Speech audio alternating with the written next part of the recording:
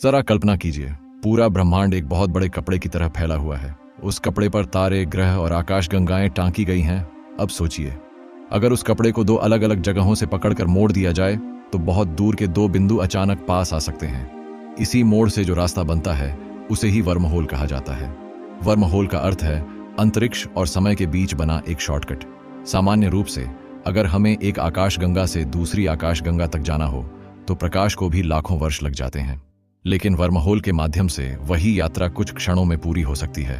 सरल शब्दों में समझिए, वर्महोल में दो द्वार होते हैं, एक प्रवेश द्वार और एक निकास द्वार। इन दोनों के बीच एक सुरंग होती है जो अंतरिक्ष को अंदर से मोड़ देती है।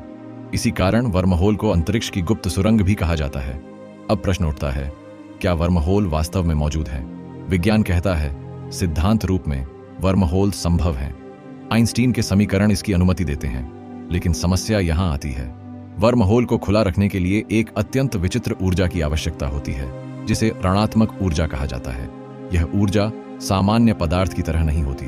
यह गुरुत्वाकर्षण को खींचने की बजाय उसे धक्का देती है।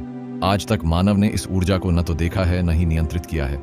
इसीलिए वर्महोल अभी केवल सिद्धांतों और कल्पनाओं में जीवित हैं। लेकिन अगर भविष्य में मनुष्य इस रहस्य को समझ गया तो दूरी का अर्थ समाप्त हो जाएगा, समय की सीमाएं टूट जाएंगी और शायद इंसान तारे छू सकेगा। अब आप बताइए, अगर वर्महोल सच में खुल जाए तो आप सबसे पहले कहां जाना चाहेंगे?